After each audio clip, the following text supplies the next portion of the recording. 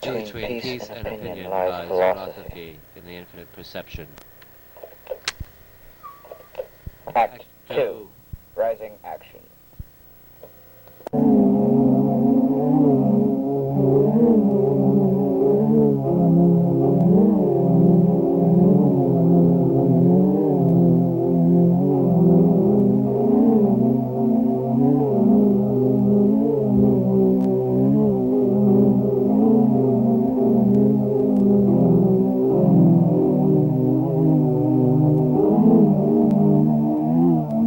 The journeyman only sees his immediate goal and often misses much of significance, such as love, around him, but he is content with his purpose, so he will continue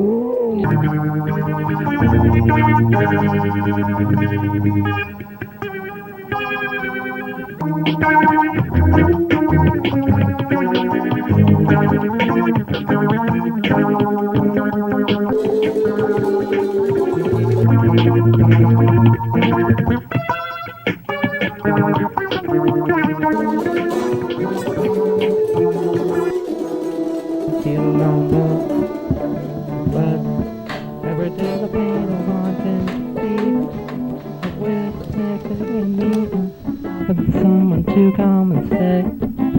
Never waking up alone and depressed in the gray rainy day again.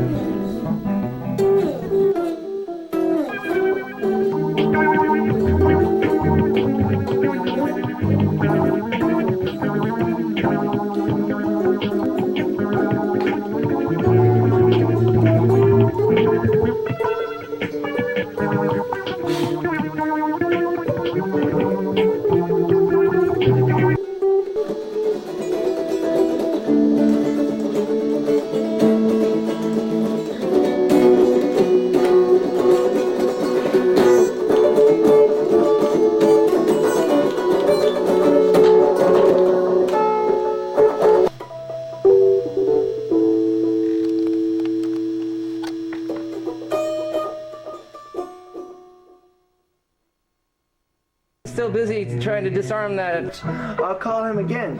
Well, I never have enough. If the majority of their lives away for years to lift heavy boxes. The win. Outside of the demolished control tower in a blue corridor by a stairwell, Rex and the alien Guats regroup with their hostage, Starch Cop Reg, who is in desperate need of medical attention. Gecko, the alien lizard Guats. Lita holds the human prisoner at gunpoint and turns to his cohort. And like elements adapting to their environment where they're... It's your problem now, Gecko says, as he tosses Rich over Rex. Achieved in a realm of changing area. You want me to carry him? If he is overcome, then he is made to decompose as waste. It looks pretty. He's bleeding all over the place. Let's drag his body to the alien lizard Guat ship. Just slither away. We've got to get out of this place before the Star Cops find us. Yeah. I'm going to the Great Book. What? Do you mean that bursting upheaval of a... Carry him like he's your brother. That's an order. We're going up to the roof with the remaining Guats because my communication's homing beacon is blinking. And the signal is too weak down here. You two... Yes, and the Guats. Have him carry the prisoner up to the roof. Quick. For you as a boy, it is such an awesome thing because your realization of my position would be premature. But you must... For youth like you... fellow Guats, follow me. I have realized. Rex, bring the prisoner and set him down here in the center of the whole roof. Come on. That is the nature of things. The nature of death. Look at what we have here. Do reconsider. For myself, being a compassionate person does feel for you. Goodbye for now. Perhaps I will see you later on during my journey. Later on your journey? During my journey. Is that a jetpack? Looks like one. Let's scale it from my hand. Come on. On the contrary, my friend. That might be our ticket out of here. Get it off that human to see if it still works. Oh, yeah. Looks like the start button got jammed and shut itself off. Okay. Yeah, master. I got it. Got the jetpack. Can you fix it? Well, I might have to take the control panel apart and reroute the ignition wiring. But it'll take some time. Time is a luxury we do not have. Hurry before the Star Cops find us. Get it done now. I'm receiving a stronger signal from Neutron and Pons in our escape spaceship pod. It's coming from out there in the desert of this planet. We have to hurry before the Star Cops get here. I know. We're working as fast as I can. I can't work that under pressure. Is infinite. Yeah. This I do not understand, but you may do as you please. The homing beacon definitely says that we have to go west. Follow good time. So, I hope Out beyond those red rocky plateaus in the desert of Zeon. We want to rendezvous with our alien crew. And I need that pack to escape. I hear them coming. That's them. Yeah, here are the wires we need. Could everyone just back off, please? I could do this a lot easier without your tentacles in the way.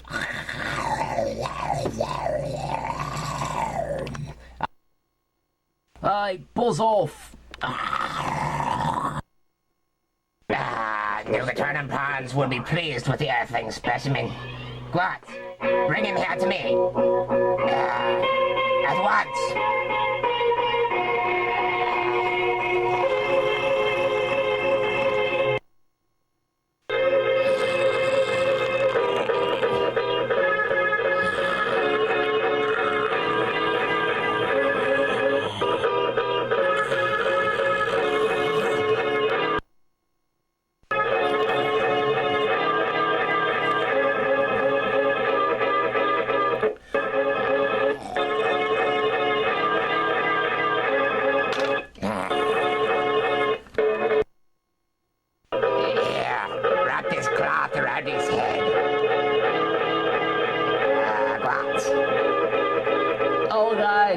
But I have to know, why do you care so much for this human, Gecko? Neutron and Pons have big plans for him. Trust me. And do it if you know it's good for you. You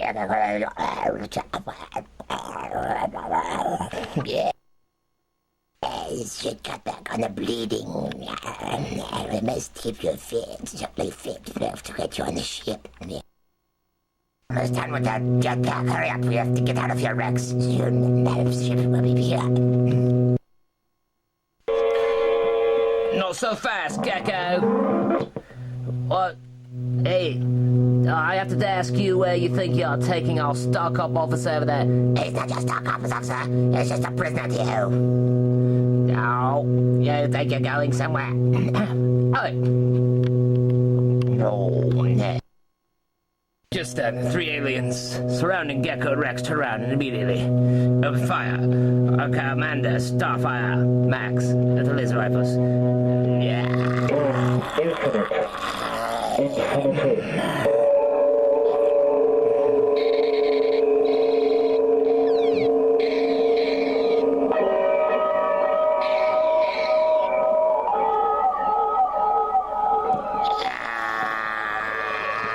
Can anything...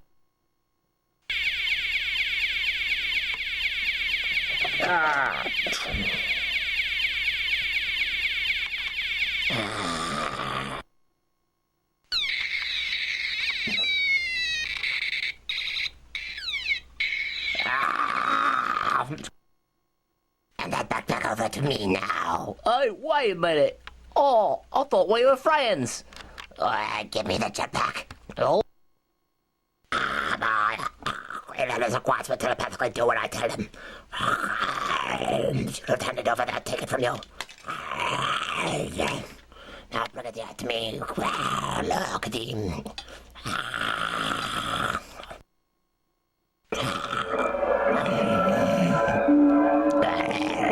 Many say life is infinite.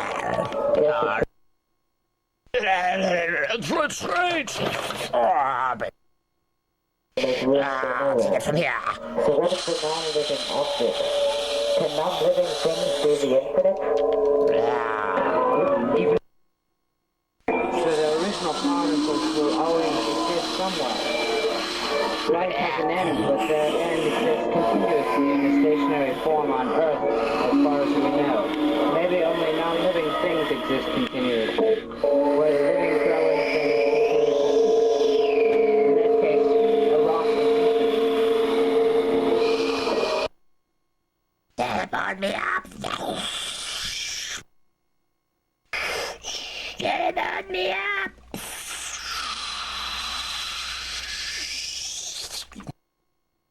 How is it infinite, though? Team up the human. Something that can Give up your grow, it prisoner. doesn't exist, it's all life and sometimes all renewing things.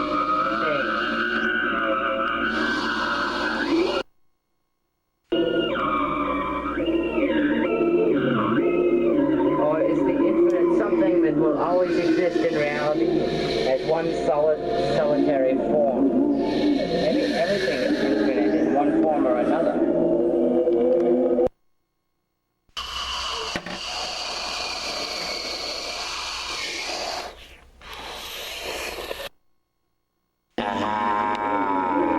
Pons and Nugatron, it was nice of you to rescue me at this perfect instant.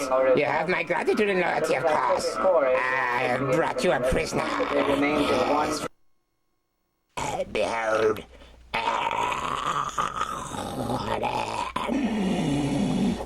Splendid.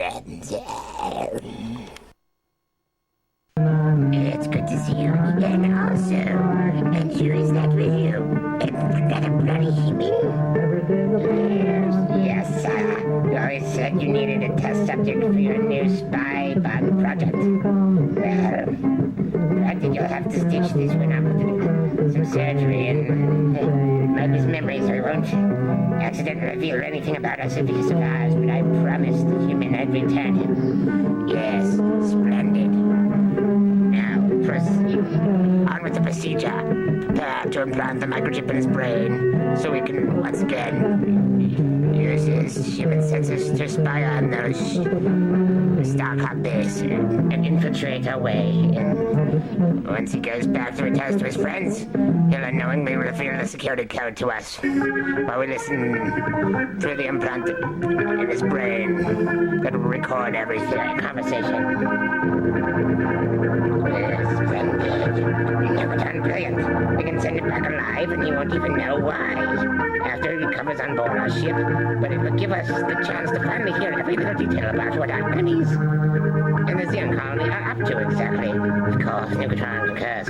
Once I implant the electric bug in his brain, it will record and transmit everything he experiences back to our ship, where we can monitor the humans to him from our safely remote distance. Ah, brilliant. Yes, but that's the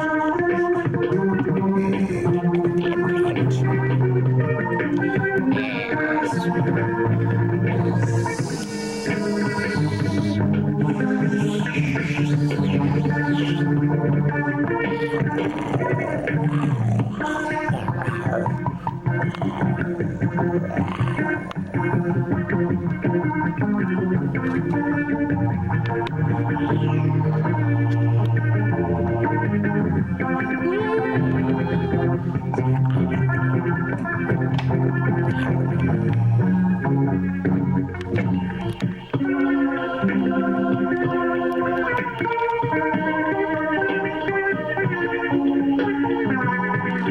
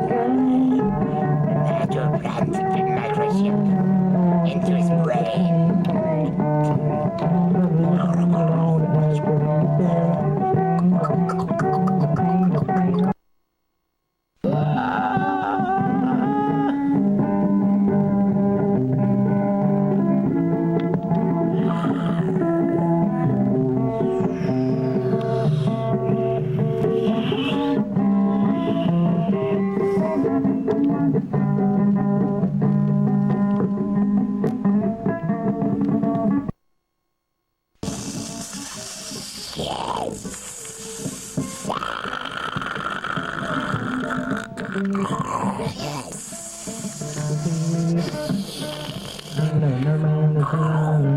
work.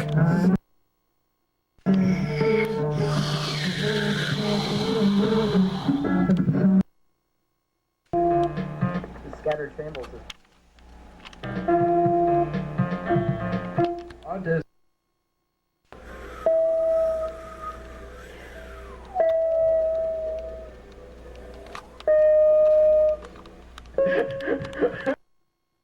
Previously on the Zeon Colony.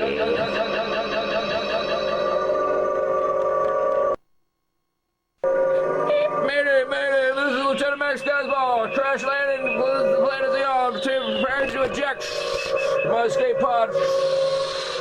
She's going down.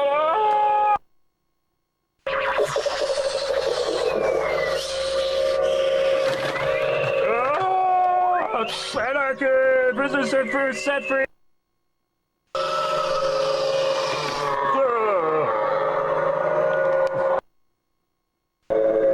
The spaceport hangar station looks like a pyramid-shaped metal tent out in the middle of planet Zeon's red desert.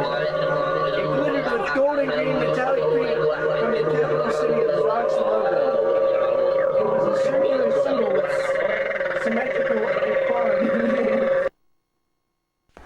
The spaceport hangar station looked like a pyramid-shaped metal tent out in the middle. Tall purple and skinny blue aliens with elongated oval brains and insect eyes met there between flights. One telepathically sensed Crimson's anguish and began communicating with him through extrasensory perception. The other two Star Cops who were guarding couldn't hear the alien's thoughts like Crimson could. Oh my goodness! Who's that? Lieutenant Star Cop. This is crash landed. We have to help him. You come from a very hypocritical planet, Crimson. Riz! Hey, don't shoot it! The alien's telepathically communicating with me. It's mine. Quick, get on board this hyperspace superfreighter. It's complete anarchy. The prisoners are going to be coming our way. Quick.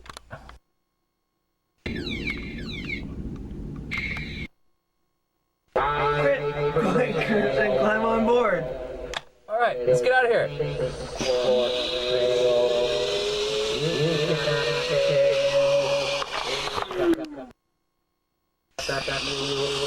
Let's get out of here. This place is complete chaos.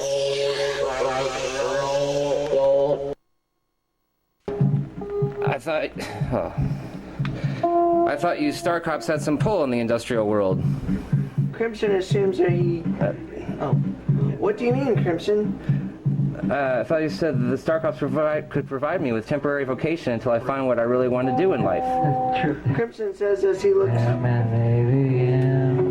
You do realize that people will think that you're insane. Control your glitch criticisms.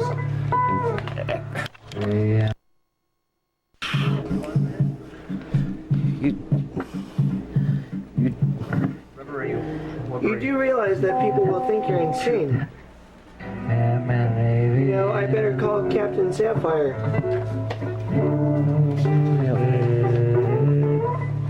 Captain Starfire?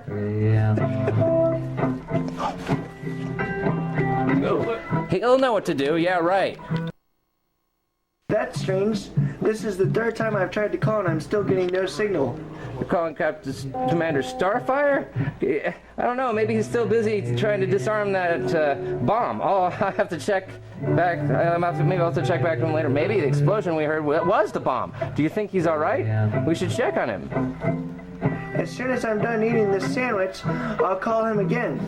But I was given explicit instructions to stay over here on this side of the Zeon in the Zox sector while they deal with Gecko and the alien gangster problem at the Galactic Gateway. Yeah, well, I hope nothing bad happened to him. It's a dangerous planet. That's why we cannot let it corrupt a peaceful society. Don't you understand by now why the Gnome Kingdom has to remain hidden? We can't let the same violent war spread across the galaxy and threaten people's lives like your commanders. I'm sure he'll be alright. He's the most resourceful star cop I know. Don't worry, I'll check on him. In the meantime, you need to come up with a plan to get a job because you're not my entire responsibility. I've had many jobs in the Zeon Colony before, but every time I apply now, the computer just rejects me and says I'm not in the system. It just looks for excuses. I can't afford to keep starting over and over again. Corporations are the reason I'm overworked and underpaid. That's why they're slowly killing me and driving me more insane, more than anything else. The ironic thing is that they don't need my money nearly as much as I do in order to survive when they raise the cost of living indefinitely. They have plenty while I never have enough. If the majority of my money goes towards paying corporations for the bills they charge me to exist, then I'm not really working to empower myself. I'm inadvertently working to support the corporations instead. Unfortunately, who works harder? Is it the chief executive officer or the owner of the corporation who reaps the profits and makes millions a year to sit back in the office and make decisions while the physical labor and lowest paid employees who work for their lives away for years to lift heavy boxes, strain their bodies, but barely get enough paid to survive alone. No matter how much energy they spend, survival shouldn't be made into a competition all of the time. Chris. That's Crimson. Nobody's called me Chris in a long time. Wait Wait a minute. Glitch finishes. You're finishing your guap burger? You're sipping your celestial soda.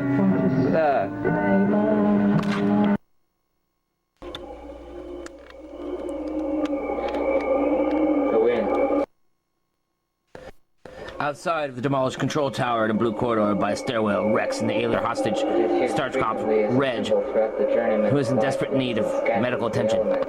Gecko and the alien lizard Guats. Lita.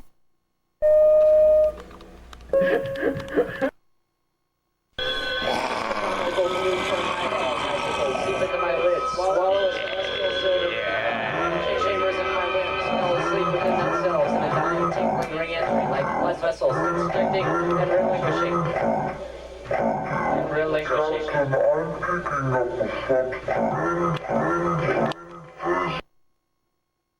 Like blood vessels, constricting and relinquishing.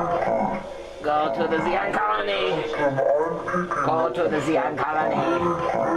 Go to the Zeon Colony. Reg, go to the Zeon Colony. Yes. Go.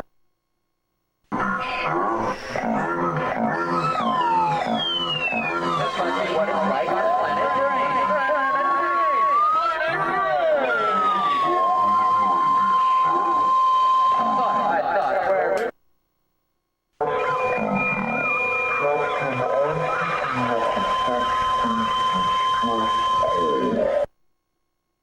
What it's like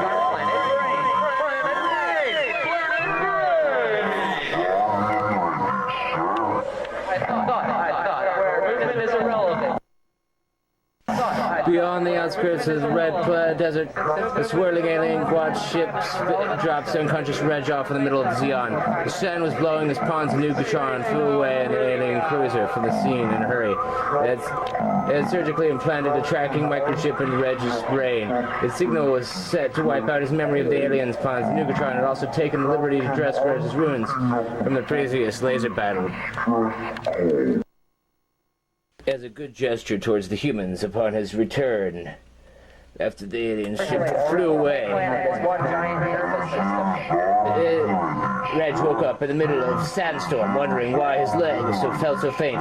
Even though the windy desert blew loudly against his head, all he could hear was a repeating phrase over and over, as if echoing to his brain infinitely. Return to the Zeon Colony, straight ahead. Return to the Zeon Colony, Reg. Return. Zeon Colony, straight ahead. No one must return to the Zeon Colony, straight ahead. Yes, the Zeon Colony, straight ahead. Return. Return to the Zeon Colony. Straight ahead.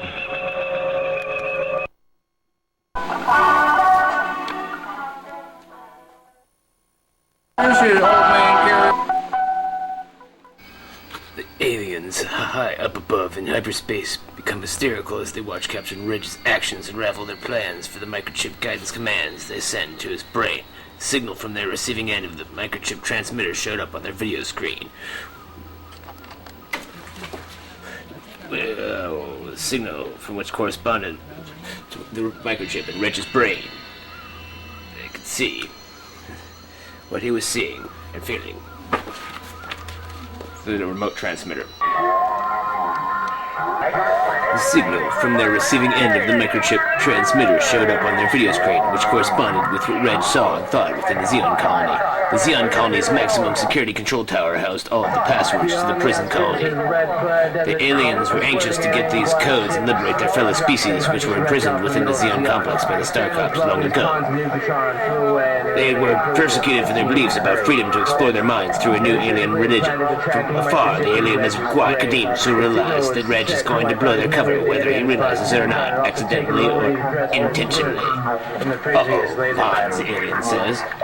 Panics. We have to blow up his brain. Gesture towards the humans upon his return. Wait and see how this turns out. Did you plant the bomb near the intergalactic transdimensional portal? Yes. I woke up in the middle of sandstorm, wondering... All of the galaxy before we Star Cops discover us. Yeah, they planted the bomb in the transdimensional portal, but what that cause a paradox. Yeah, thus we get out of here for blow up our only transdimensional gateway back home. We must.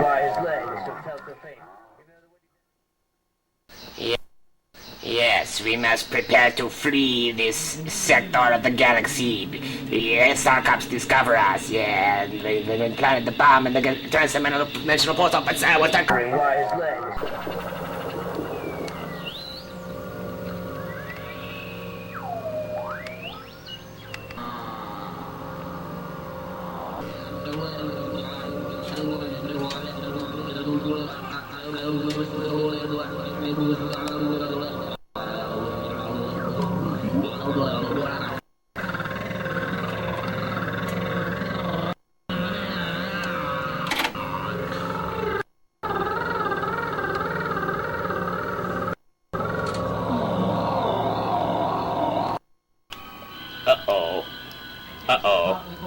Pardons the cyborg alien panics on board the spacecraft as he looks at his boss. We have to blow the chip in his brain, Niggatron explains, as he explains their last resort plan to his cohort pawns. Down there, and they're going to find out about us down there, and if to explore the internal complex of Zeon's new will be our last chance to explore the internal complex of Zeon's new maximum security systems. We'll have to abort the mission and activate the self-destruct mode. But sire, that will make Master Gecko and his Kadims most displeased with us. Abort, that's an order. Abort the mission before the Star Cops discover us and our transdimensional portal gets blown up. Abort.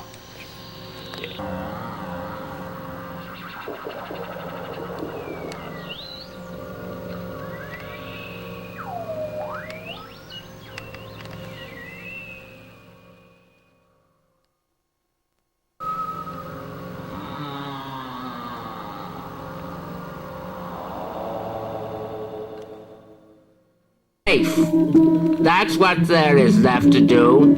You must look within yourself. Find your peace of mind. Like the Gnome King and I. Couldn't find. Look deep within your mind, and you'll find peace of mind. He's right, Gnome. You are not. Oh, I'm the all-powerful gnome. Put down your weapon and welcome yourself back home to the castle.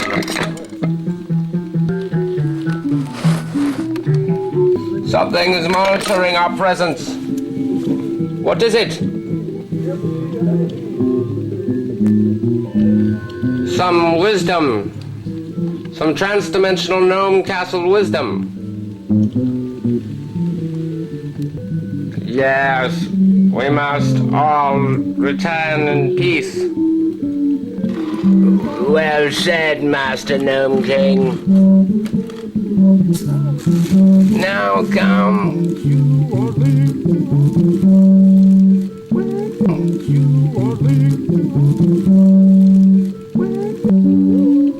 Yes, listen to the wise master. I have spoken. There are many translucent soul visions. There are many translucent soul visions. Equity of all. No, I have not come here to destroy. No, I have not come here to destroy. I realize that if we lose our sense of self, there's nothing more else that we can lose. For it is the fear of failure and rejection that causes us to lose ourself. Yes, that you won't regret. If you can live a life that you won't forget, I'm glad you're here, otherwise I would disappear into an invisible atmosphere that disintegrates through time and space. Welcome to the Gnome King, you are part of our race.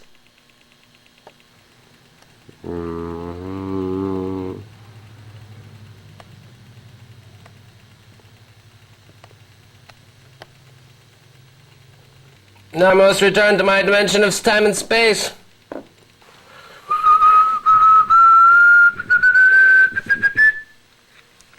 I understand now. I am a peaceful wizard gnome anyhow.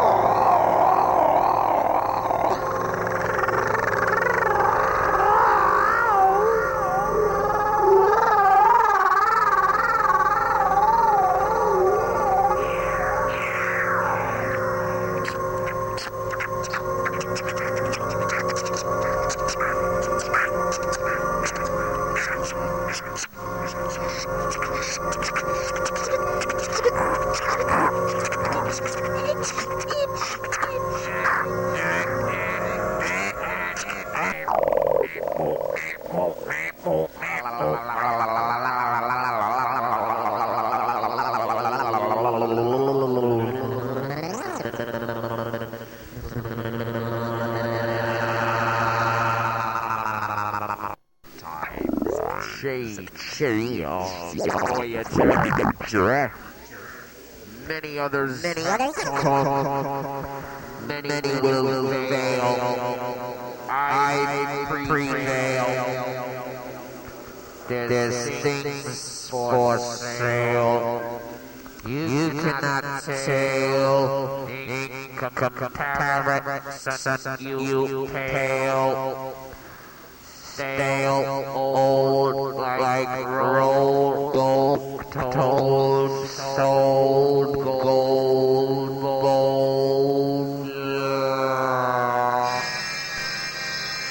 Understanding, communication to sanity.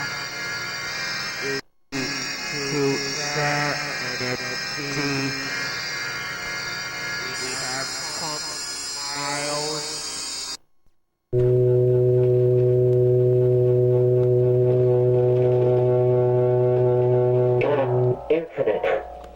Infinity.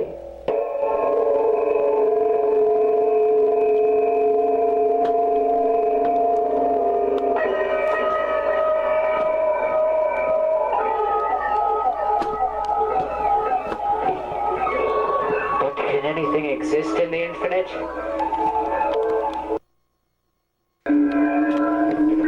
Many say life is infinite. Guess it continues to grow, but there is an end to every living thing to make room for another. So what if the now living objects, even if they are destroyed, they are only rearranged, so their original particles will always exist somewhere. Life has an end, but their end exists continuously in a stationary form on Earth, as far as we know. Maybe only non-living things exist continuously, where the living, growing things continue to cease. In that case, a rock is infinite.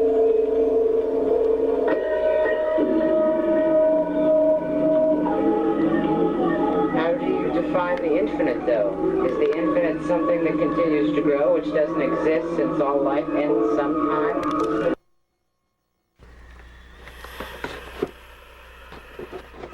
Planet Zeon. Meanwhile, on the planet Zeon.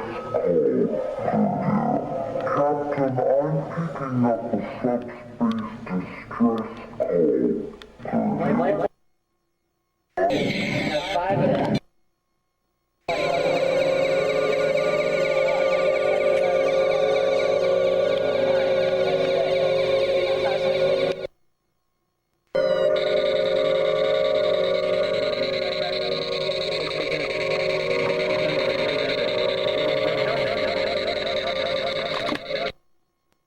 Oh, get those alien lizard wots if it's the last thing I do. That's right. It's our mission on Zeon. Secure the prison complex. Oh, get secure the prison complex. Secure the protect yourself. Talk to mine, Bender. What is that? Let's get it. Let him go. It's Commander Starfire. Halt! Is this a Star Cops?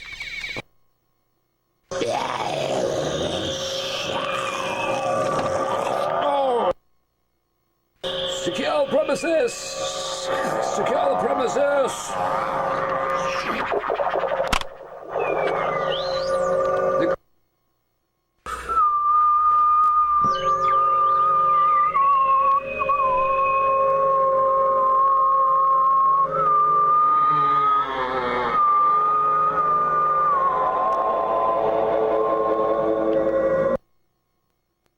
Out in Zeon's red desert. People generally live long.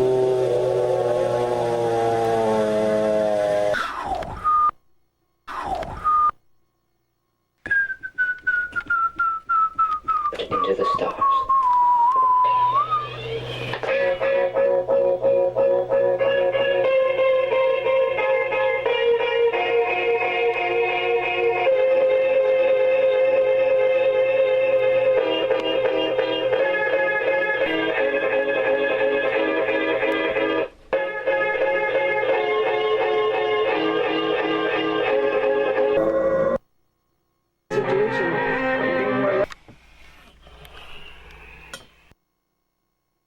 Well, meanwhile, on the Zeon Colony.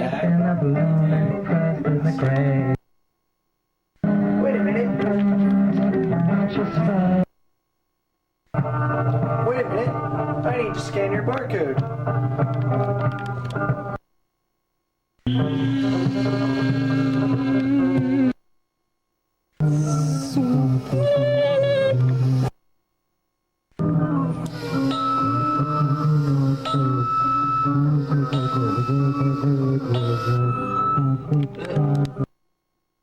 Now that is strange. There must be something wrong with the computer banks where they didn't scan you correctly. We might have to read catalog, but I have to ask the captain about that. And once again, he's a difficult man to get a hold of these days. We have to get you approved with a licensed sergeant doctor. The licensed sergeant doctor? I didn't even want them to put this damn barcode tattoo on my hand in the first place. Anyway, you can't fit me for a job. Don't I have freedom of choice in what I decide what to do, or I have to be at the mercy of what you tell me to do? Maybe you choose something for me to do that I'm not qualified, or something that I could be so much more valuable to you doing something else than you. Seriously, I did not want this barcode thing on my hand. It sounds like your technological standards for society have become so oppressively inhumane that this futuristic society has brought on its own problems. Things wouldn't be so complicated if you didn't rely on computers for everything. Rejection from women in the economic workforce system have alienated me and driven me more insane than anything else possibly could, no matter what other pollutants my mind may or may not have encountered in this environment. There needs to be more room for compassion to grow in our cold industrialized society. I do not create the economic problems of society, but I become a victim of poverty the more I buy into their system. They refuse to support the rich, and they will deny my right to earn a living. It seems like the harder I work, the more I'm working to empower them, and it's not making enough money to survive no matter how hard or how much I work anyway. You should be happy with any job you can find, considering they're so scarce these days. You're saying I should just accept inhumane living conditions and be thankful for having a job no matter how decrepit it is when being overworked and underpaid is the true cause of all my pain and suffering? It's like a nightmare I cannot wake up from, and nobody believes me when I try to warn the silent majority that they are slaves to poverty and economic slavery is inhumane. Maybe they are in denial, or maybe they're just afraid to speak out against the establishment from fear of retribution. You wonder why I have such a defeatist attitude? Look around you. My ultimate fear is coming true. The second I buy into the notion that I should accept things for how they are instead of rebelling in order to change things for the better, is the second I let the system take advantage of me. If I don't speak up for my rights, then I lose them. The more you complain, the less you complain, the less likely people will listen. And if you do listen, then they'll be less sympathetic to your situation and more liable to complain about what bothers them. Okay, that's... They can't tell me how to feel, no matter how much I want to give up on the struggle to survive sometimes. Crimson, why are you so depressed and self-destructive? Weren't you listening? We've already established that the source of my depression is a direct result of me not being able to find a way to make a full-time living with my talents in art, music, and video production that have any benefits. You get a prescription for your depression. They make medication for that, you know, once you find a job and qualify. You're missing the point. It's too expensive. Besides, I've gone to psychiatrists before, and they were too quick to assume they could medicate my depression instead of addressing the real source of my unhappiness that cannot be changed, since it's so deeply connected with economic issues of society. We're just guinea pigs to the medical establishment. They prescribed me Xylon, which was later found to be the cause of suicidal tendencies in young adults. They think that they know everything, but they don't. It's outrageous how society expects us to trust random strangers with our lives almost on a daily basis. The only substance that cured my depression was made illegal decades ago. I found this out accidentally through the government's psychological seed cure interrogation process when they dosed me with WOW. It was called World of Wonders because it enabled me to appreciate the beauty in life through a newly refreshed perspective. You were trying to get me to reveal the location of the planet of the gnomes in the hope that it's an artistic utopian society where people are not necessarily just free to expand their minds with various indicative substances and plant derivatives, but they're also free to be creative and share ideas peacefully because a violent force hasn't come in and tried to control it, you know, for greed and materialistic possession. That's why I can't reveal the location even under the interrogation process of the planet of the gnomes. Because if violence comes into the utopian society, it will ruin the whole peaceful collaboration of the utopian society once people try to wage war for materialistic gain. It was also the only thing that made the suicidal thoughts cease when I learned to appreciate how fragile and temporary life is, and it helped me see that we were meant to enjoy things more than an industrialized society usually allows. Then the government declared it too unpredictable and made it illegal after further experimentation, showed increased rates of anxiety in some subjects and antisocial behavior. The only thing I started to worry about was running out of time. We all have such a limited amount of time to make a difference in this world that it's naturally going to be a source of anxiety. They also found that WOW, World of Wonders, the psychological seed cure they developed, which the ingredients were classified, they would not tell me, which ended up being a psychic substance, helped people with schizophrenia become more coherent, and it started to be recognized as an effective treatment for extremely powerful migraine headaches and manic depression. And inspiration comes from pain as well as pleasure. I always run out of time, money, energy, and no matter how hard or fast I work, but I never run out of inspiration, and that's why I need a job that appreciates my creativity. If only I could get paid for my inspiration. To be realistic, Crimson, the only jobs we can get you are start top security positions. Well done. Oh, jeez. if it's based on... I don't need anyone to make my decisions for me. The medical establishment doesn't realize that it's the real problem if it's based on greed and population control. People think drug dealers are so bad, but you can tell them no and they'll walk away because it's too much of a risk to waste their time on someone who doesn't want their product. But the real drug dealers are the corporations that push their advertising agendas on the medical establishment. They care more about profits than the people's health and well-being. If you tell them no, they don't stop, even when they have an invested interest in what they're doing, even if they haven't researched all the ramifications. And they get your money because they leave you with no other choice. It's my body, so it should be my decision alone what substances I'm going to consume. However, they take away that right to decide with freedom of choice by making things legal for no reason other than financial gain. Can I get you to talk about something else for a change? Talk about something else for a change besides your conspiracy theories? I'm not out to harm you. You think everyone is against you? I can't afford to let myself become angry or bitter about rejection because I'll have to face the harsh reality of loneliness anyway, no matter how much I try to escape. Zeon's psychological treatments and medications are only a temporary escape, not a solution. It's like they're a looming bully. They think they know what's best for me, but they don't really know for me sure and the best things since they don't have to live my life, so why should I trust them when they don't care? I feel like a bug being pressed down the ground by a giant alien green thumb. I'm allowed to get up for a little while just to look around, but not to leave, and I'm just stuck there. Yeah, unhappily in a distant colony. Once I see the other life over the cliff, I'm picked up by the omnipotent thumb and forced back into the ground before I can even formulate a plan on how to escape to the free colony next time I ever get a chance to see what freedom looks like again. Maybe you're more unappreciated than underpaid. I know, tell me about it. An artist, musician, poet, cameraman, and writer all in one like me would be a bargain for the entertainment industry. I'm a one-man talent show. They could save money by letting me record the soundtrack and do the artwork myself for the set design instead of having to outsource the job to less realistic-looking creations by computers and monotonously synthetic digital images. Please help me get that job. I'll be eternally more valuable to society as an individual who can think and make humane decisions instead of a robot limited to the same types of programming. Society would be more grateful if the industrialization of our world didn't prevent me from being more compassionate and helpful. Oh, that reminds me, Glitch. Am I your prisoner? What do you mean now, Crimson? Well, if I don't want to become a star cop, then I'm free to go, right? No, you little... You're free to starve if you don't have a job.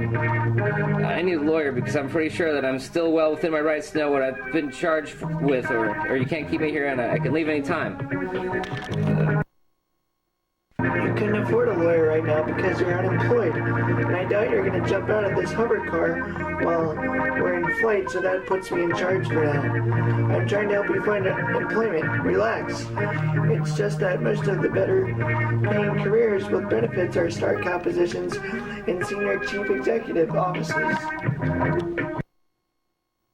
Please spare me the lecture. If I were in charge, I'd make it a law that any college graduate who has paid the bureaucratic system for an education should be guaranteed a position after graduation in the field of study that student specialized in, or another job that would financially reward the graduate slightly more than a non-graduate, at least for comparable skills, so the college experience doesn't end up being a waste of time, funds, and resources. Employers should be expected to pay college graduates more than minimum wage for a job that requires more skills in an entry-level position. I'd make it so teachers, poets, artists, musicians, and philosophers could be paid hourly for their thoughts if they have more to contribute for the cultural evolution of society. And truly talented people could earn almost as much money, if not more, as most famous celebrities. Some worked hard to get into the business and sacrificed almost everything, while others inherited such power through self-proclaimed ignorant attitudes of entitlement by traditions of royalty. Just because someone is rich and powerful does not necessarily mean that they are intelligent or trustworthy when making decisions for the rest of humanity. I make it so a person has to go through a psychological test in order to gain access to a gun, or maybe a drug test screening for some jobs, but not all of them, depending on which skills were utilized more or less.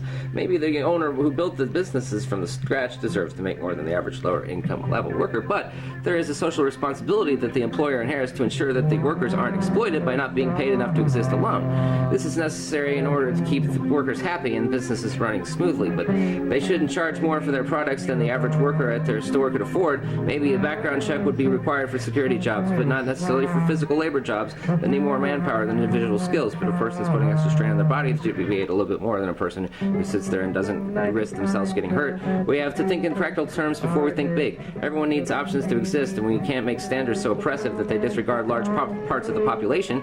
People are a natural resource. You're thinking in small terms, Crimson. Let's go to try and contact the boss and see what he says we should do. I was afraid you'd say that. What's that? Incoming call. Oh, okay. Yes, sir.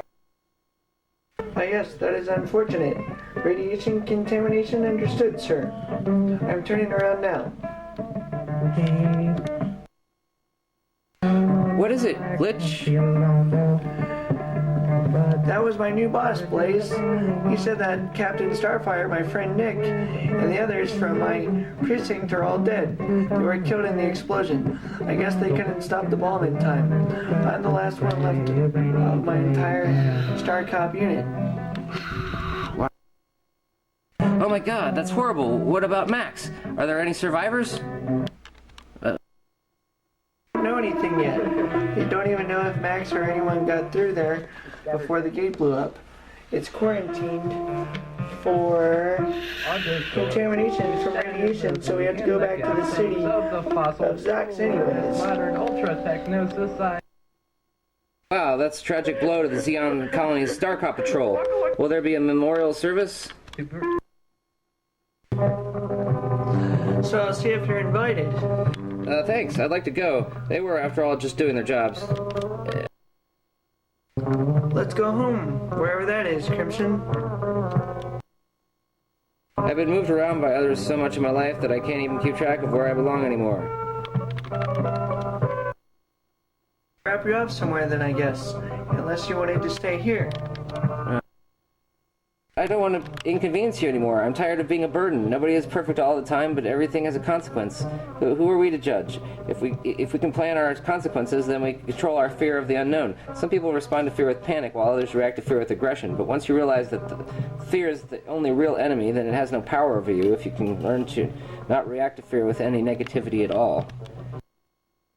Smart person to play dumb. It takes a smart person to know when to play dumb. What exactly are you referring to, Glitch? That was my new boss. They call him Blaze at the office, and he likes glazed donuts. So we made a funny rap song about him that goes, Blaze craze, what's the new phase? When you're tugging around in a paisley haze, hold your breath and contemplate alternate realities. I don't get it. It's an inside Star Cop joke that you wouldn't understand.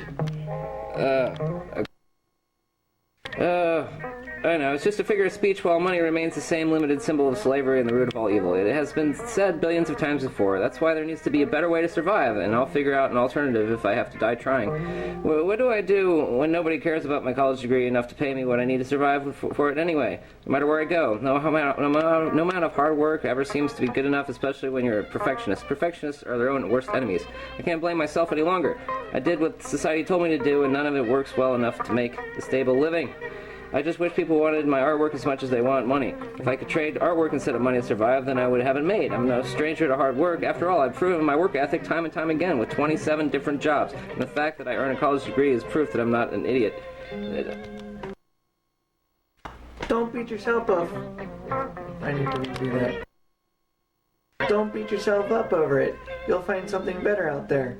It's only a matter of time before someone appreciates your full potential enough to compensate you financially for your skills. It's not your fault they haven't recognized you yet. Speaking of time, my time is limited by money, and my budget is limited by time, so they don't even pay me enough to escort you around. I would have to drop you off somewhere. How about over here in the Mystic Zen Den district?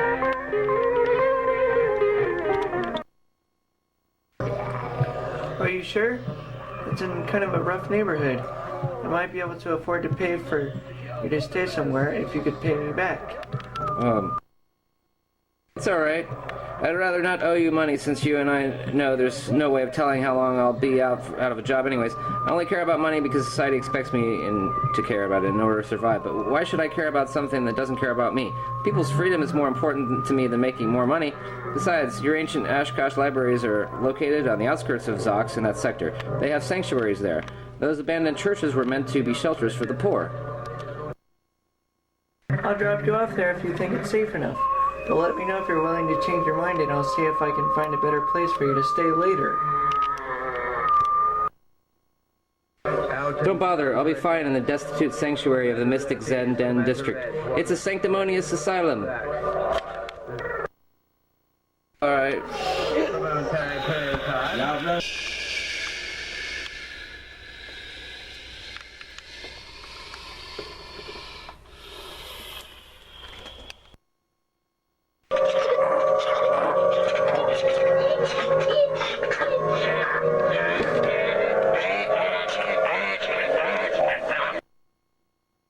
Thanks for the lift. Call me back again so we can check on your progress tomorrow at noon. Okay. I'll get off here.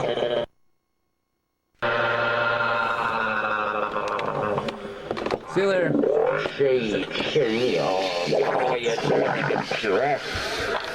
Many others.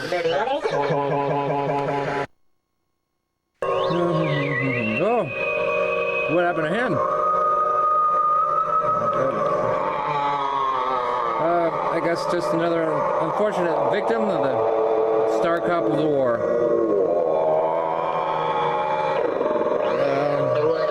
I don't really want a weapon. It's this way.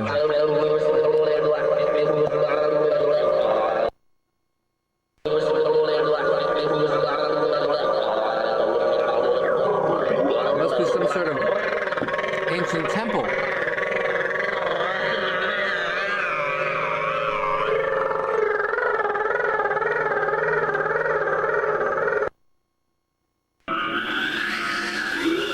Wait, who are you? Hey, you look like me. I am you. From the future of a parallel universe. But you tried to kill me. Always exist in reality. People that know me here as Wretch. Solitary form. I was formerly in another life. You in the past. You were suicidal. Oh wait, that does make sense. That means I was trying to kill you in the past. It was really me. You're me in the future? It's confusing. In a parallel universe. But if you'll excuse me, I must go. But if you're me from the future, then I should care about you, even though you try to kill. I'm not here to harm you. I have another mission. Must return to the Zeon complex. But come back. For a momentary period of time. And hover there for a moment before coming down in order to bounce back from place to place again.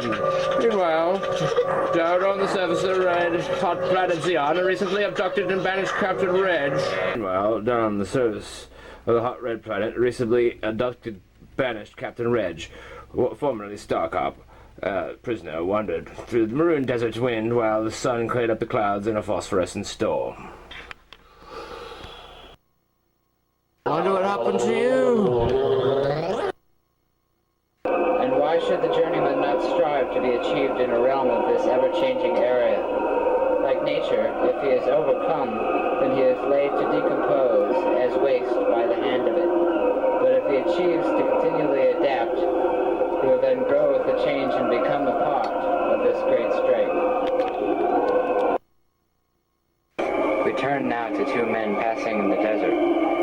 One old and gray, one youthful and vigorous. Pardon me, sir. Where are you going? I'm going to the Great Rock. What? Do you mean that bursting upheaval of a maroon groove in Rocky Point on the plateau? That I do, sir. And if you will let me, I must go. But don't you realize that the crimson lava spew from the fluorescent yellow crystal in the middle means certain death? Yes, I do. Then why must you go? It is natural for you as a boy to fear such an awesome thing because your realization of my position would be premature. But you must understand that to all things there must be an end. So as to make room for youth like you. And this end I have realized. But you will be disintegrated and thrust out onto the earth by its crimson power. That is the nature of things, the nature of death. And so it is to become one with his great power. Please do reconsider. For myself, being a compassionate person, It does feel for you. Goodbye for now. Perhaps I will see you later on in my journey. Later on your journey? You're about to end your life, much less your journey. On the contrary, my friend. Later on your journey? You're about to end your life, much less your journey. On the contrary, my friend. My life is just beginning in the new state, and my journey is infinite. This I do not understand, but you may do as you please. You will understand. All the charm. And so, I hope you farewell. I hope you farewell. You too. Goodbye. Good destiny.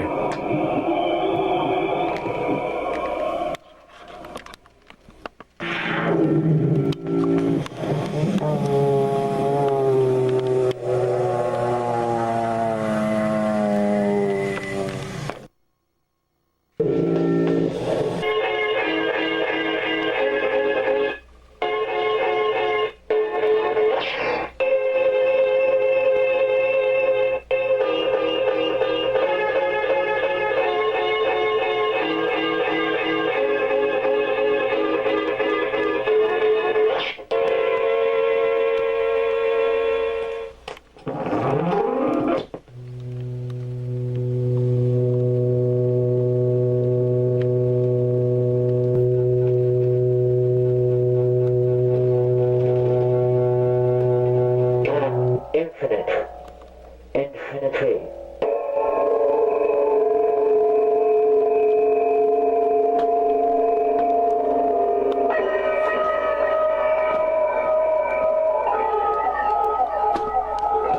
Life ends sometime.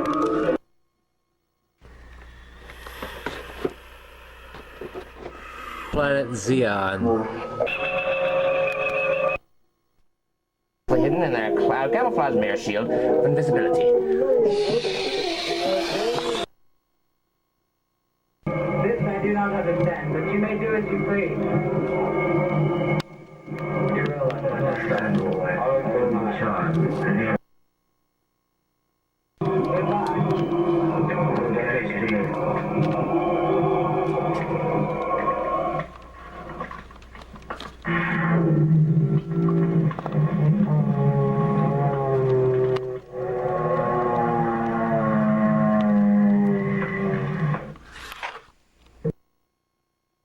Great strife for the Dark Hop Time Patrol forces as the alien Kadeem rebellion between the Earthlings nearly caused complete anarchy on planet Zeon, while civilian humans are losing more of their rights. In order to conquer the anarchy in the galaxy, Starkov's forces were technically the only humans granted the rights to carry weapons publicly for their own protection.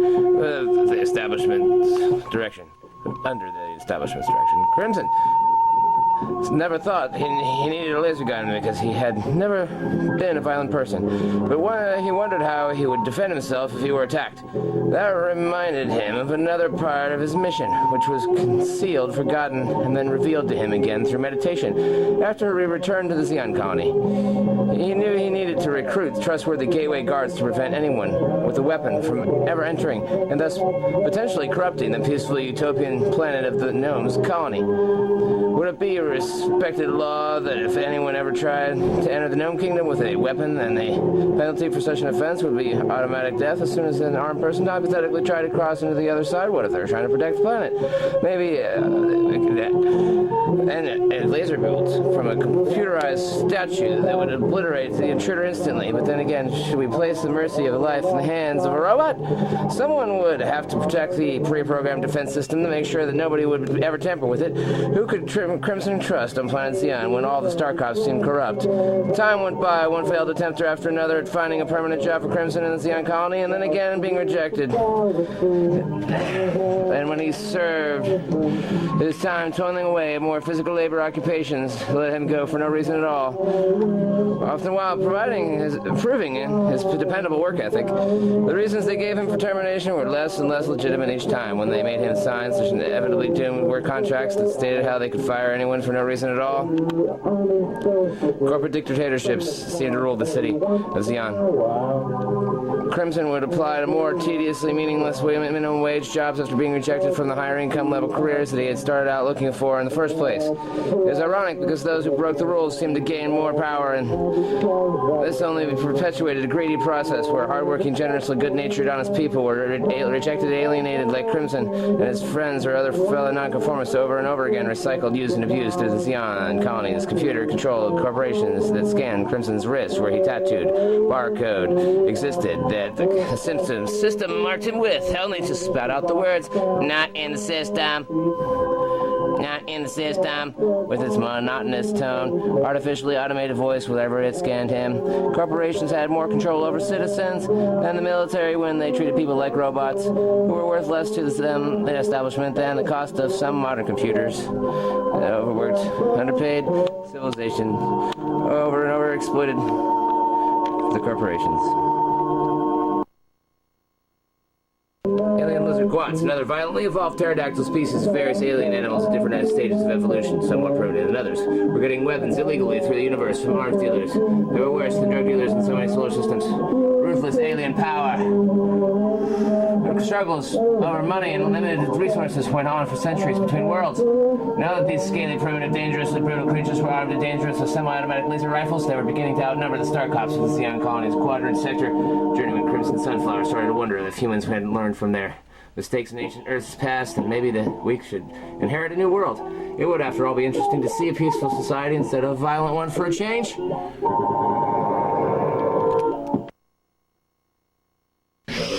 When a spaceship travels as fast as the speed of light, time appears to slow down. The occupants of the spacecraft.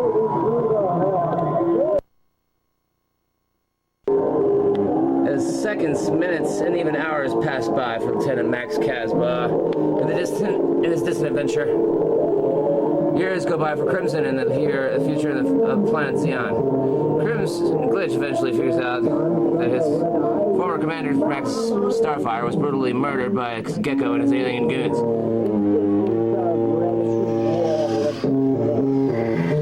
So he goes back to a different precinct where he takes orders from a dark-skinned gentleman with red hair named Blaze, who wears a gold chain. Blaze has been a bit of a ghetto accent with straight lingo, but the Starcom sergeant has credibility.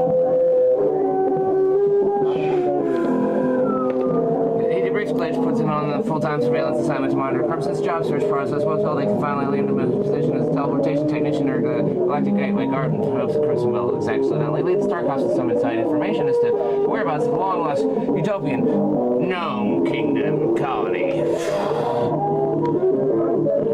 Never give up their location. No. We need to keep the Gnome Kingdom colony free from corporate fascism. Now what is this? Over here.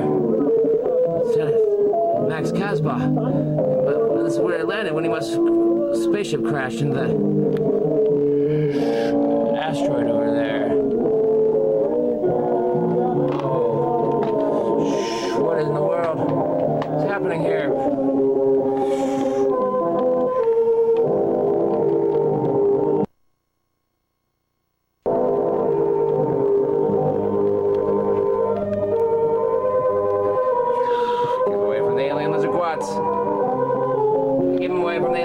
Look at the body. We've got to try to revive him. If that thing comes back to life. You never know where they are, the alien lizard guats. They could be watching all the directions in this caverns. We've got to revive him. Wake up. We've got to get out of here. Get him out of here.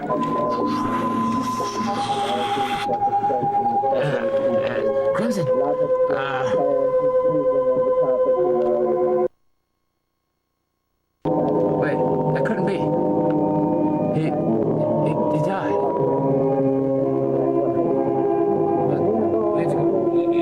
You nearly beat me to death. Oh. I return to warn you, Crimson. No, you couldn't possibly be here to help me. You nearly destroyed me when I was in the Zeon Colony's prison. No, don't put me back in that box. No. Get away from me. No. I'm heading back to the Zeon Colony. have time to bother with you. Let's get back inside. Infiltrate. Zeon Colony for the aliens. Infiltrate. No way! No way! Commander Starfire exclaims. It can't be! It was just getting ready to organize a search party for you, he said as he motioned towards the monitor. The screen. What is that guard over there? A strange traveler. Yeah, and to think I thought he was dead when Gecko and his alien henchmen kidnapped him. Wait, speak of the devil. Where is Gecko? The commander asked his men. Is that really Captain Reg? Over there? Is hard to believe. Transdimensional gateway guard and asked him, I think so. They all watched the monitor in amazement. Little did everyone know there was something unusual about Reg. Unusual doesn't always mean sinister, though. Even Crimson watched. The monitor, while contemplating on the outskirts, an escape route.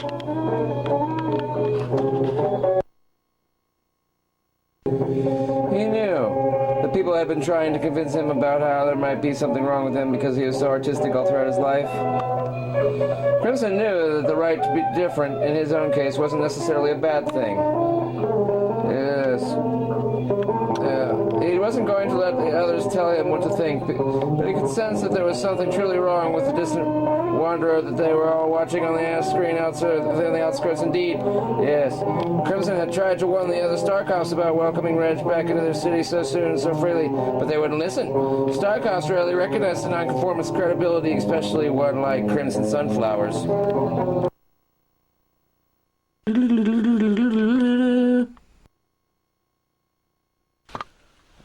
Little did they all know, the aliens, Pons and Nugatron, have been watching. Yeah, from a distance. I've been waiting a while for this moment also. Everyone waited very patiently. Former Starcop Captain Reg while they waited for Starcop Captain Reg to infiltrate the Starcop base, so these alien lizard gwats could destroy their enemies from the inside.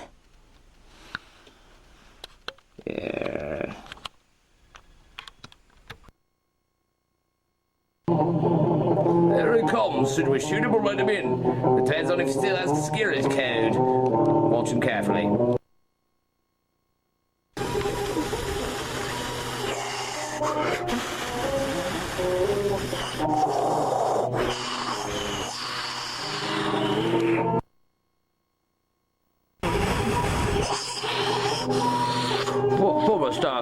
Captain Reg wrapped a piece of cloth around his face as the wind blew violently against him. The lone traveler who absorbed distant spaceships, disappearing telepathic ray from above the clouds, wandered from the outskirts to the lighted city in front of him on the horizon. This time, this traveler's whole name was Reg Ionic Hill, even though all of the details still hadn't come back to him yet. Little did he know he had a microchip embedded in his brain that the aliens used to track his movement from its space. The alien's tracking device lit up like a red alarm light that beeped incessantly. Which interrupted a round of Moon Starset drinks at the Xylon space bar where they were hiding on the other side of the galaxy. Bonds and Neutron were waiting. Yes, Miss Felix, you get the transmissions from the microchip. And fed into those humans, we could get the security codes and blow them up from the inside. We'll just hope that they still trust him. All he needs to do is give them the security codes. Transmit this on our frequencies. Yes, we better get going. Yes. Nugatron said as he jumped out of his seat in the nearby parallel universe galaxy. Yes, this is it. Nugatron's cohort sidekick named Pons had responded. They both had purple skin and big over-checkered eyes like a fly as they slid to their ships in order to harness the power of their tracking device, which had a limited range. Pons and Nugatron had turned their ship's audio-video recorders on, and they prepared to blast off. Yes, this way to the galactic gate.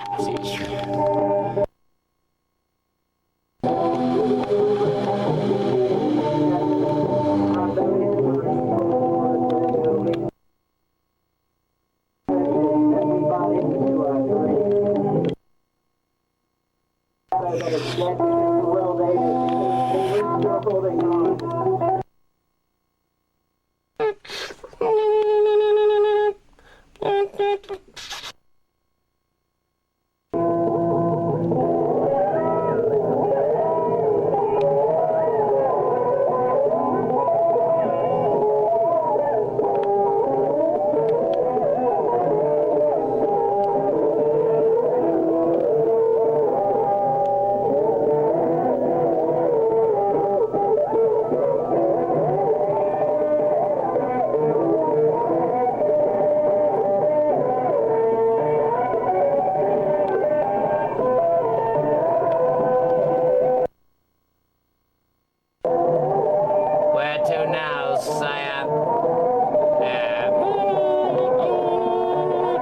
Set the course for the mining colony on planet Zeon.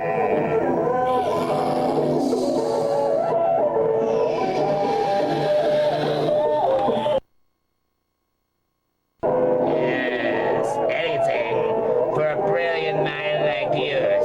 Hans responded that they both had to stay out of sight from the Galactic Starcop Patrol, which was difficult once they orbited planet Zeon, even with their invisibility shield on. The greenish purple alien lizard Watts, Pons, and Nugatron decided to leave the suspicious orbit of the Xylon space bar, docking port station, or to lay low somewhere closer for the signal that was coming to them from Captain Reg's brain, emanating. They had to check on his progress. The aliens knew it would take a while to inadvertently infiltrate Planet Zeon's capital city of Zox and regain control of their old renegade regime again. They waited long enough to see how Reg would get past city security. They figured they could get into the city the old-fashioned way through their computer banks if need be, but that's the last resort, and it takes time and risks exposure. All they had to wait to do was wait for the transmission signal.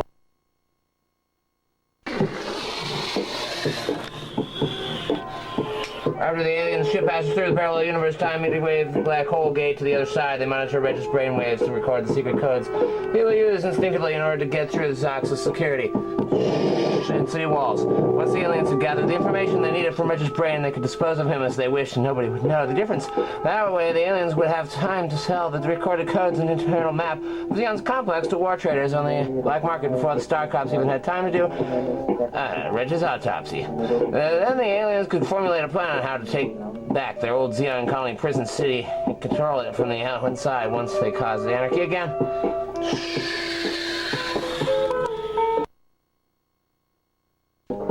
They didn't want to blow their cover too soon, though.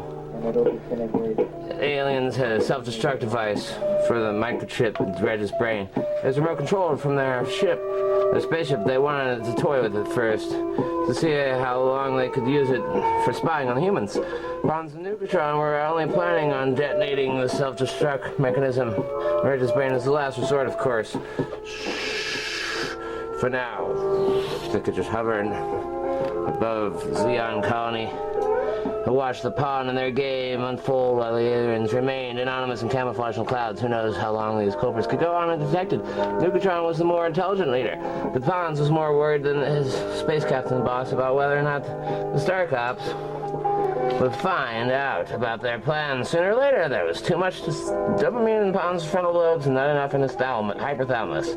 Yeah, they also wanted to see how dumb the humans really were for not realizing the Reg is the only pawn in their games.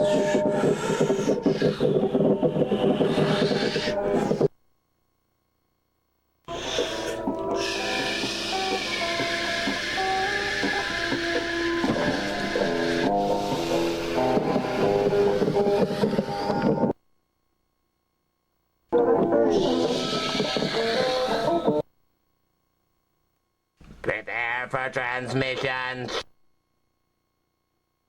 When Captain Reg got to the computer console keypad,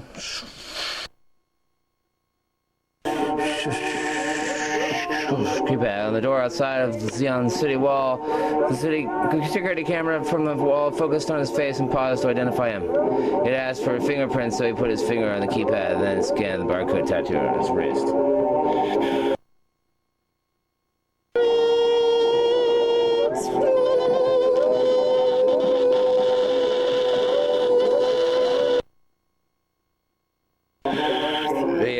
Criminals above quickly process the new information they have obtained and recorded it through their spaceship's view screen. As Captain Reg obliviously crawled back, about to betray his own Zeon Colony.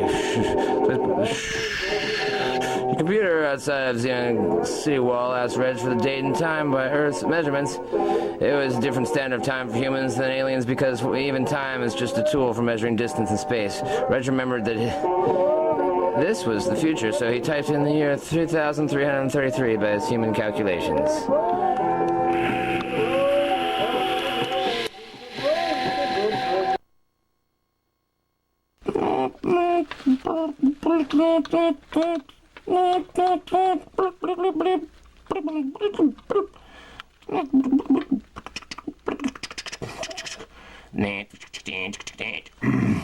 Welcome back, Captain Reg. Well, it recognized me. Captain thought he might be suffering from a type of anxiety amnesia, but the computer recognized and reminded him suddenly about his former identity as a captain of communications officer for the Zeon Colony base. Yes, I'm glad I'm back. Looks familiar. The door to Zeon's capital city of Zox opened up and beckoned him to the inside. It rose vertically and quickly stepped.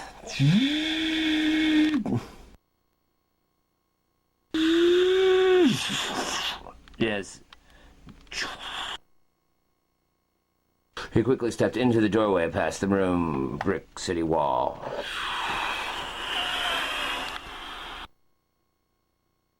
The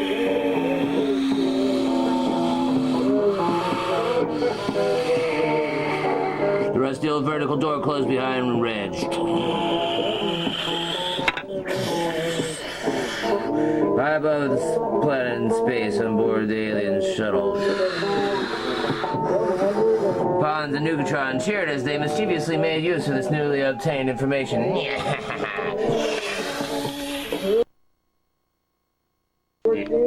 see, Pons, I told you this radio broadcasting microchip was a great idea. Gecko would be pleased. He'll salute us like Trucadines.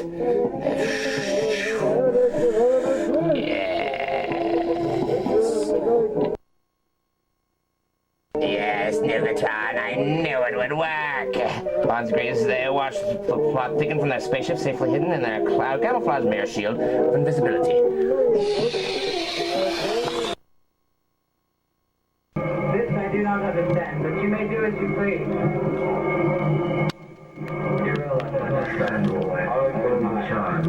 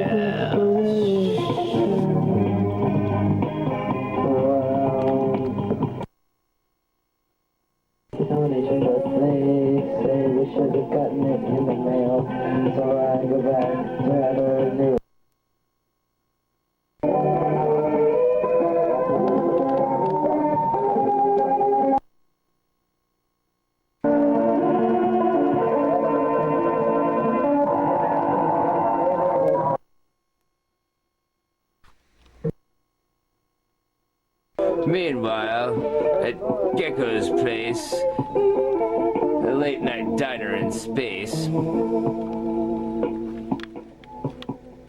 Open all night for your after-party cravings. You know what kind of party.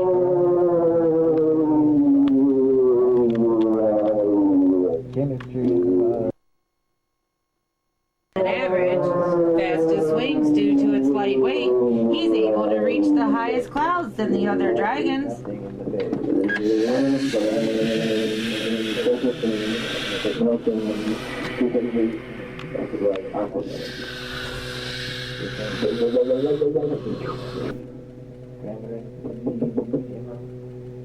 Out of second-story windows on the roof. What are you doing? Looking out of second-story windows? We're linking into dark. Jesus, Campbell. Back of the alien lizard watts, Gecko's space bar.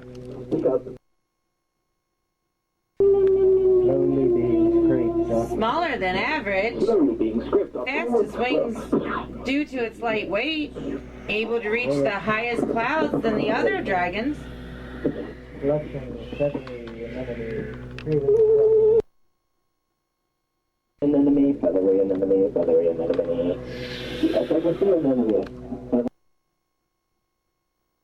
Now, centuries later, the Starcrops were looking for another alien gangster. Powerfully intelligent alien gwats with seemingly longer lifespans because they skip through time and space so much. They react in different ways. There's consequence with every action, there are repercussions. The alien leader of the gwats, named Gecko, had spikes, like an alligator's up his spine, green scalp and way down his tail. He was a vicious alien. Gecko's group of followers were known as other galactic gangsters. They were known as Kadeems. They all had a violent philosophy of forming empires as greedy corporations that kept the people in slave labor conditions just to make the rich more profits, but at the exploit of the hard-working, underpaid poor. But ever certain alien ambassadors on the Intergalactic Council were starting to realize that the violence was counterproductive. It was causing regression in their evolution. Certain experimental, peaceful, trance-inducing psychological seed cure drugs used to work with when the prisoners were subdued to the old ways on the Zeon Colony, but everyone wants their freedom. People and aliens alike don't just want the illusion of freedom, they want real freedom itself. Even the peaceful Omeron ambassadors, who are half human and half alien, want the freedom to make their own choices. Their wisdom qualified them to be the judges at certain Intergalactic Council hearings.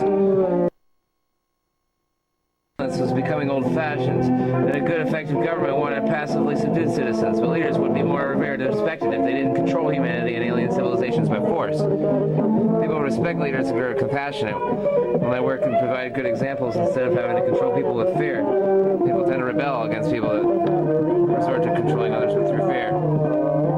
But it was rumored that the new wave counterculture on Zeon's distantly hidden moons of Gnome Star 7 was establishing a different utopian society based on ideas and mind powers instead of money. Only Crimson. And look, people are lucky enough, few had been, like Crimson Sunflower, had been lucky enough to even seen the location of the long-lost Gnome Star 7 planet. It was ruled by peace, trust, and compassion, as well as positive vibrations and freedom of artistic expression. They didn't have a need for money because they traded their ideas as currency in order to survive.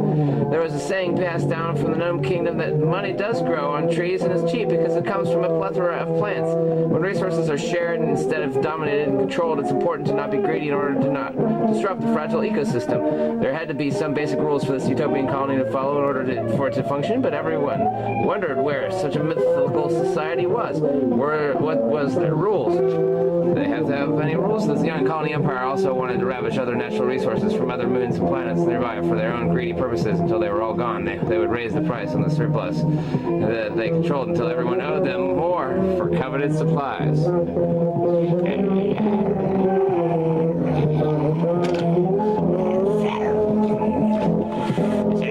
The quads are taking over. Beware, Crimson. Meanwhile, back on the Zeon Colony.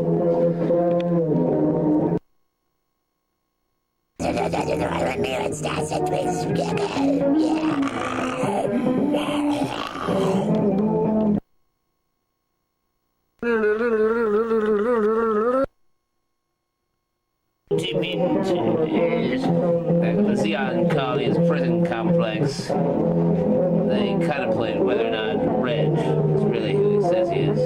Down on Zeon, Starcrops begin to argue whether or not it's their right to interfere. Control guards Nick Malvin and Glitch want to put Raptor Reg into the infirmary further examination,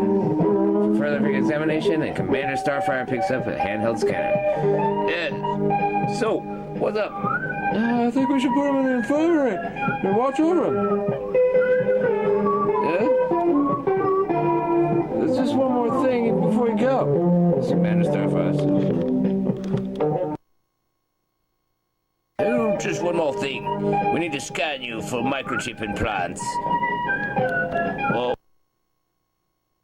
Plus, what it? But it's just, I don't know about that. Oh no. But just hold still. You shouldn't be afraid of anything as long as you're clean and as long as you have nothing to hide, you have nothing to fear.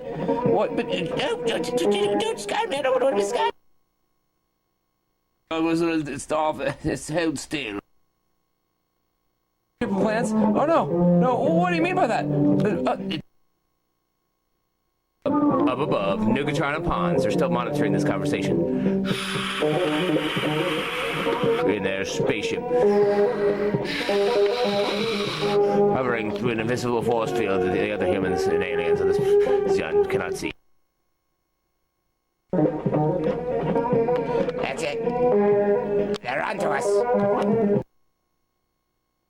We better blow that sucker's brain now and see if we can take the rest of the humans out with him. Nugatron suggests as he grabs the remote transistor in order to send the self-destruct signal long distance from their spaceship to the microchip in Reg's brain. Nugatron pushes the red button, but nothing happens yet. Nugatron pushes the red button, but nothing happens yet.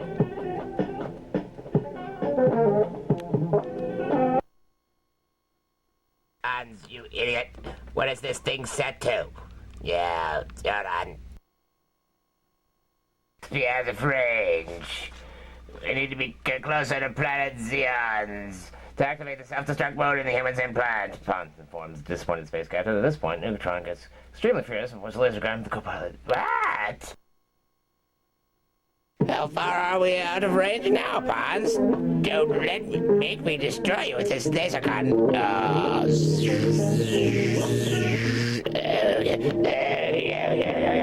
So if you give me a few galactic moments, I can get our ship in range to Pons starts intimidation. The alien's nervousness is not lost in translation. Yeah, just remember who's in control, yeah. Activate the self-destruct device now, or I will shoot you. We don't have a few galactic moments. Do you hear me? Nugatron shouts at the top of his alien lung, gills down to Pons. Nugatron is taller and skinnier and has the gun jammed in Pons' reputation belly by now. Says, Yes, Commander. As you command.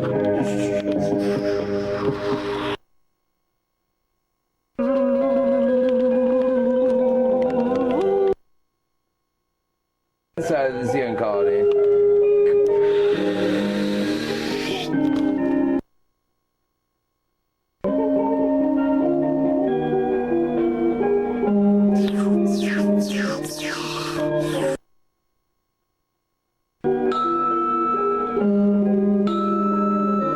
Do this scanner. Sir, what? Oh no! Over the gate now! Every dock, hit the deck! Hit the deck! It's self-destruct brain implant microchip! Hurry! Evacuate the premises! This beacon is scanning a destructive force! It's destruct brain implant chip and it's gonna blow! Hit the show!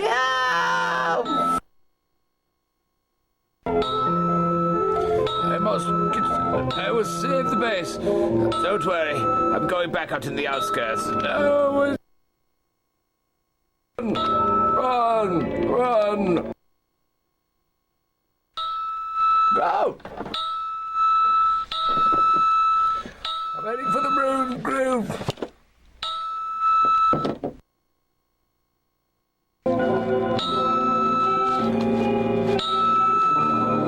Look out! Get away from me!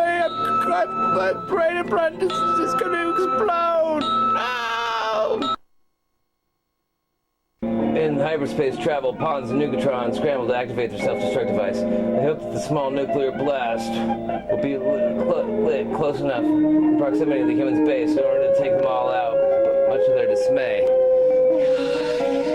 They're not quite in range yet. Nugatron, activate the self-destruct device immediately, quick, before the Earthlings get wind of our plan! No!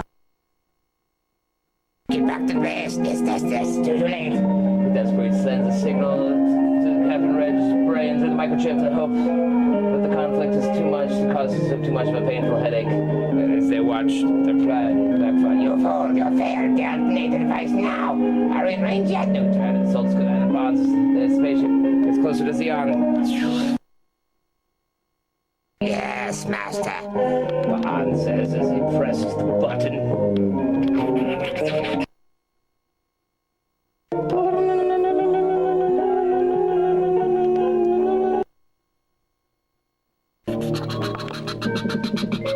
This must be the images in his brain.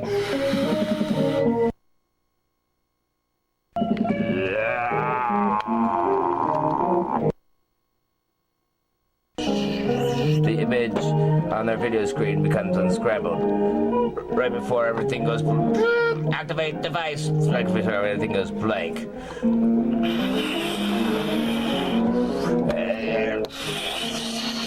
And activate the microchip implant to destroy it.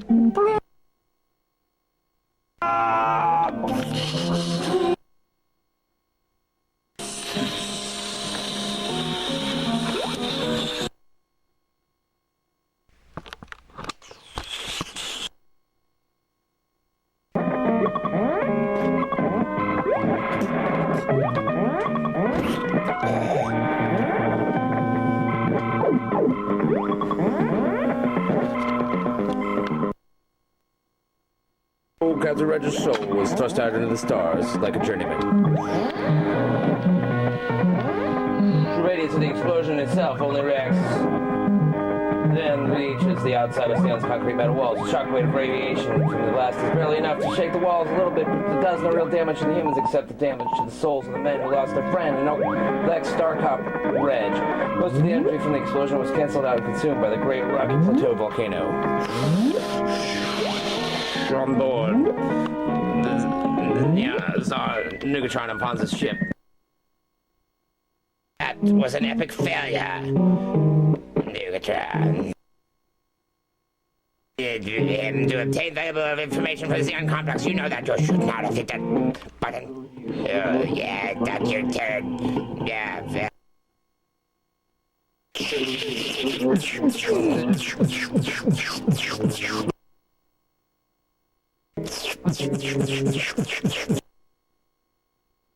Just can't find good help these days. If I just can't find good help these days, I'll have to fly the ship myself.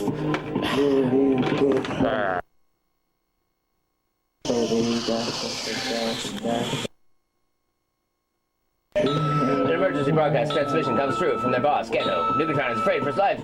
Because now he knows. He didn't have permission to kill his cohort Pons. The boss has done himself. Nugatron quickly sends Gecko the computer codes for Zox's city door and then tells him that they have to hurry up with the attack before the Starcops change their city walls. Computerized code. That doesn't give us much time. If you have ruined this plan once and for all, I will personally fly there and kill you myself. Echo launches the video prompt of the long-distance communication transmissions to the spacious view screen. Nugatron sends a course for the nearest black hole, shifts the ship into the cyberspace. Transmission received, sire.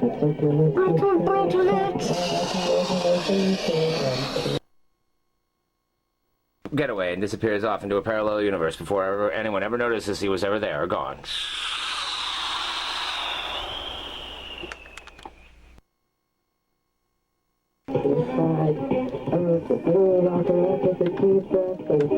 Now that's what I call a paradoxical release.